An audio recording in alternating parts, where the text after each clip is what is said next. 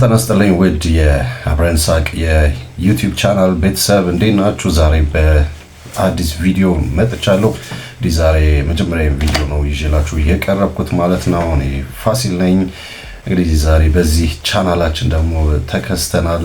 እንግዲህ ይሄ ቻናል ደግሞ በጣም ዘና የሚያደርጉ ፈታ የሚያደርጉ እንደዚሁም ደግሞ የተለያዩ አይነት ቁም ነገሮችን ደግሞ እግረ መንገዳችንን የምንማማርበት የዩቲዩብ ቻናል ነው።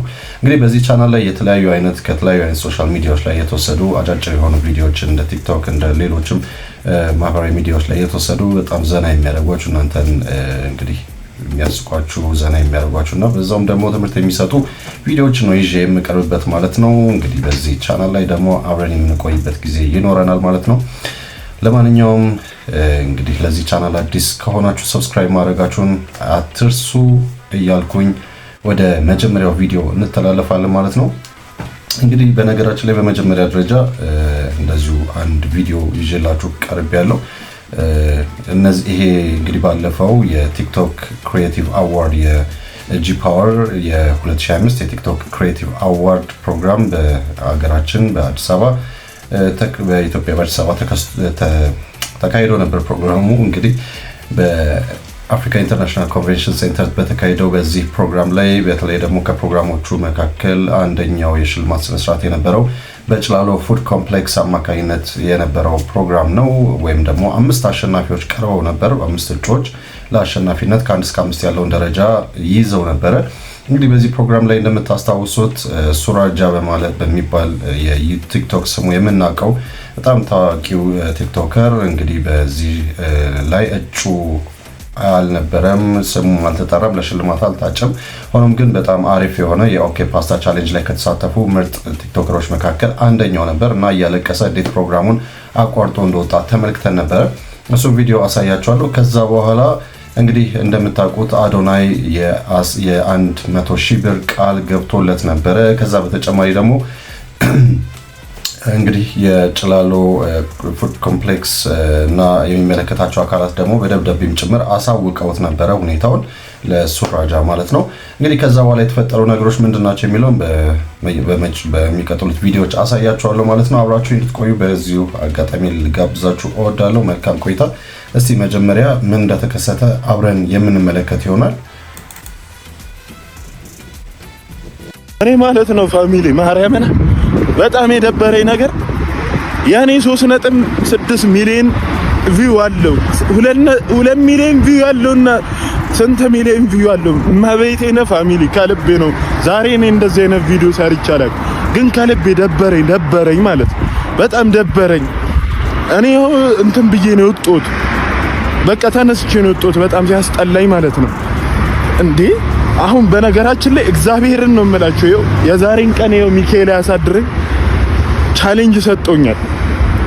ዘፈን እንደ ኮዬ ፍጭ አይነት ዘፈን የሚሆን ነገር ስራ፣ በዛ ዘፈን 500 ሰው ከሰራበት አንተ 1 ሚሊዮን ብሩን ታሸንፋለህ ነበር ያሉኝ።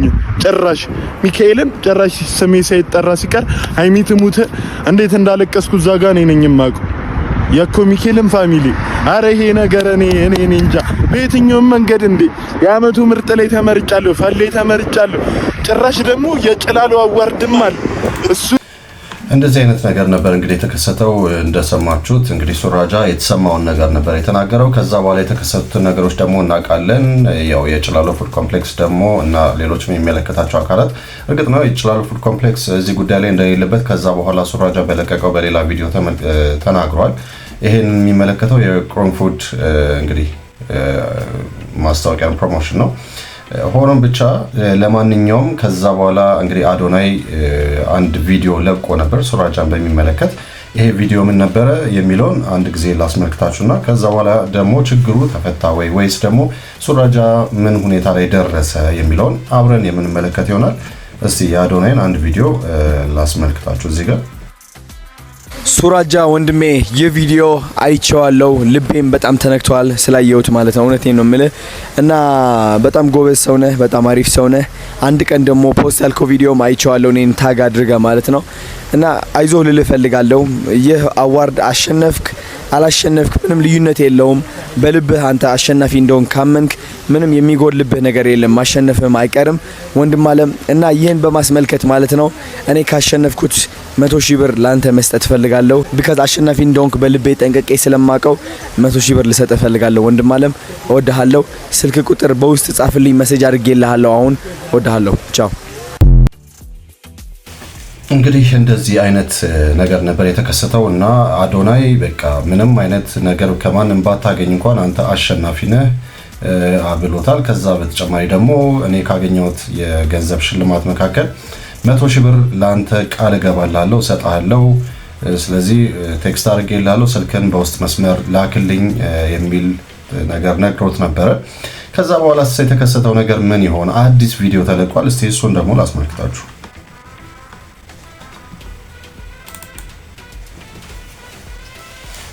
እንግዲህ ፋሚሊ አዶናይ ቃል በገባው መሰረት ይሄው ዛሬ ጠርቶ አክብሮ መክሮኝ፣ እኔ ለሰው ልጅ ዋናው ምክር ነው ፋሚሊና መክሮኝ ይሄንንም እንደዚህ ያርጉልኛል። ቃላት የለኝም። አዶናይ የእግዚአብሔርን በጣም ነው ማመሰግነው። ይሸበት አሁን የነገርኩት ምክር በራስ ያለ ግን ይሄኛው ማለት ነው ሌላ የነገርኩት ነገር አለ ከቪዲዮ ውጪ። ምን አልኩት? ሱራዬ ያልኩት ታዋቂ ነህ አሁን ሰው ያያሃል፣ ግን ስትንቀሳቀስ 10,000 ፎሎወር እንዳለክ 10,000 ፎሎወር እንዳለክ ሰው ማክበር አለብህ። ልንገርህ ገባህ? ለፎሎወር አደገ ብለህ የሆነ እንትን ለማለት ኩራት ልብህ ውስጥ ከገባ ነው ማለት እግዚአብሔርን የውድቀት መጀመሪያ ያዛኔ ትሆናለች። አብዛኞቹ ቲክቶከሮች 1 ሚሊዮን ሲያልፉ የነሱ ውድቀት ምንድነው የሚሆነው? ኩራት ነው የሚሆነው። ሰውን አለማገዝ ነው የሚሆነው። 10,000 ፎሎወር ካለ ካንተ ከማንም ሰው ጋር ኮላብ ታደርጋለህ። ገባህ? ታዋቂ ቲክቶከሮች ብታይ ማለት ነው አክብረህ ትጠይቃለህ አይደለ? ኩራት ልብህ ውስጥ እንዳይገባ ቢ ሃምብል እግዚአብሔርን ትይዛለህ፣ መንገድህን ታውቃለህ፣ ታድጋለህ። መጨረሻ እግዚአብሔር ያክብርልኝ። እሺ እኔም በጣም ነው ወድማ ከብር ስላገኘው ደስ ብሎኝ እኔ ምን ነበር ማናጀር ብሩን ስጠዋ ማናጀሩን ይዘነው። ስለዚህ እንግዲህ ይሄ ነው የሆነው። እንግዲህ መጨረሻ ላይ ያው አዶናይም ቃል የገባውን 100,000 ብር ለሱራጃ አስረክቧል ማለት ነው። እንግዲህ ያው ልክ አሁን እንዳየ ነው።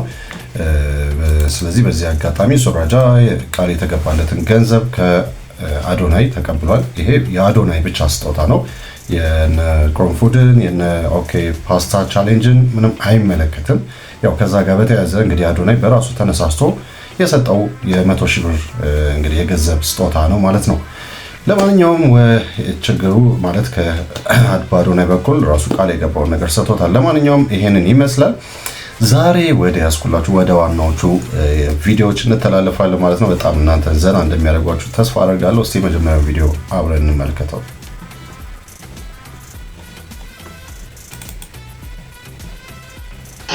Hello.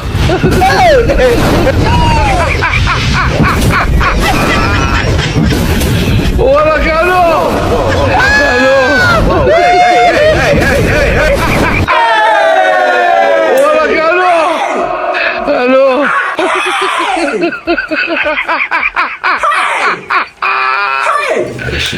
Hola, Carlos. በጣም ከባድ ነው። በቃ ማለት ግነታቸው በጣም የሌለ ግነት ነው። ያው የህንድ ፊልም የትኛውም አይነት የህንድ ፊልም እንደዚህ አይነት ግነቶች በጣም ይበዙበት ነው። እንደዚህ አይነት ፊልም ከተመለከታችሁ ፊልሙ የማን እንደሆነ ገስ ማድረግ ትችላላችሁ። እዛ ቪዲዮ ላይ ከተመለከታችሁ ከላይ እንደዛ ነው የሚለው እና ይሄ ነው። እስቲ ወደ ሌላ ቪዲዮ እንሄዳለን።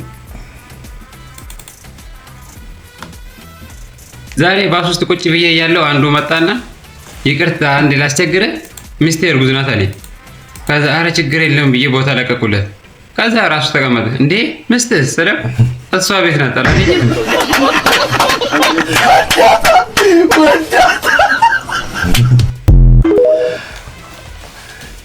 በጨረሻስ ዋው እሺ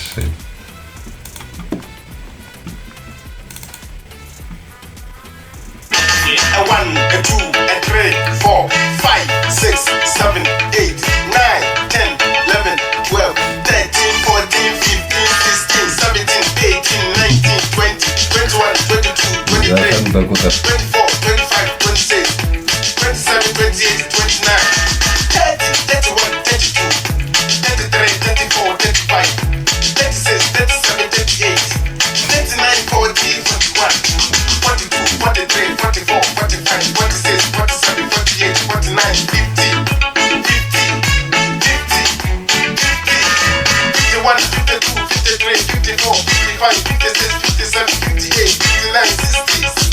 the two.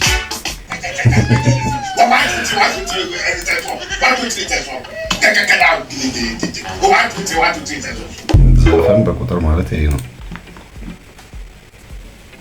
እስቲ ወደ ሌላ ቪዲዮ ደግሞ እንሂድ።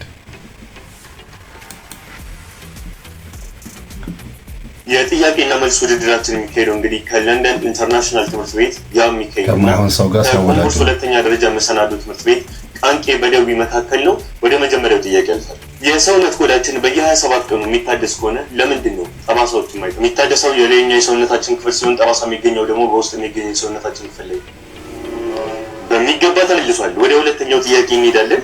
2x + 3/5 እኩል ይሆናል x + 4/2 የx ቫልዩ ስንት? 26።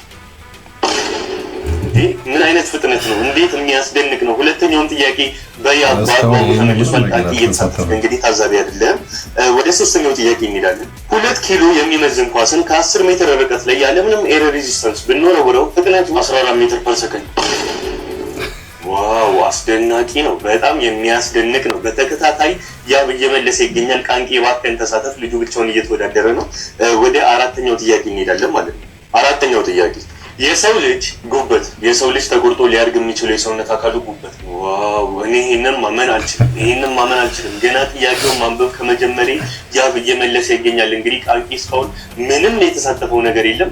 እንግዲህ ወደ መጨረሻው የምርጫ ጥያቄ እንሄዳለን። የመጨረሻ ጥያቄ ነው። አመርሃ እስስት ምላሱ ከሰውነት አካል ክፍሉ የሚበልጥ ብቸኛ እንስሳ። ከሰውነቱ ምላሱ የሚረዝመው እንስሳ ምንድን ነው ነበር ጥያቄው። በሚገባ መልሶታል። እኔ እንግዲህ በህይወቴ እንደዚህ አይነት ብቻ አላውቅም። በዝረራ ነው ቃንቄ በደቡብ የተሸነፈው። እንግዲህ ቃንቄ እስኪ ለምንድን ነው እስካሁን አንድ ጥያቄ እንኳን ያልሞከረው? ማውራት አይችልም ማለት መስማትና መናገር የተሳነው እንግዲህ እንደዚህ ነው የሚያጋጥማችሁ። ለማንኛውም በጣም ዘናና ፈታ የሚያደርጉ ቪዲዮዎች ናቸው። ከተለያዩ አይነት ሶሻል ሚዲያዎች ላይ እንደዚህ አይነት በጣም ዘና የሚያደርጓቸው ቪዲዮዎች ካሉ ልትልኩልን ትችላላችሁ።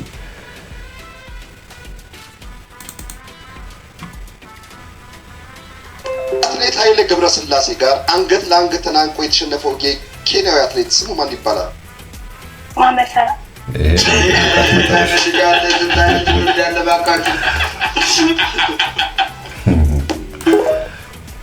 ምንም ባታውቁ ራሱ እንደዚህ እንደማትመልሱ ግልጽ ነው። ለማንኛውም እሺ ይሄን ይመስላል የዛሬ የመጀመሪያው ቪዲዮ። በሚቀጥለው ደግሞ በሌላ ቪዲዮ ተመልሼ እመጣለሁ። እንደወደዳችሁ ተስፋ አደርጋለሁ። ለዚህ ቻናል አዲስ ከሆናችሁ ሰብስክራይብ አድርጉ፣ የደወል ምልክቷን መንካታችሁን አትርሱ። በሌላ ቪዲዮ ተመልሰን እንገናኛለን። ቻው።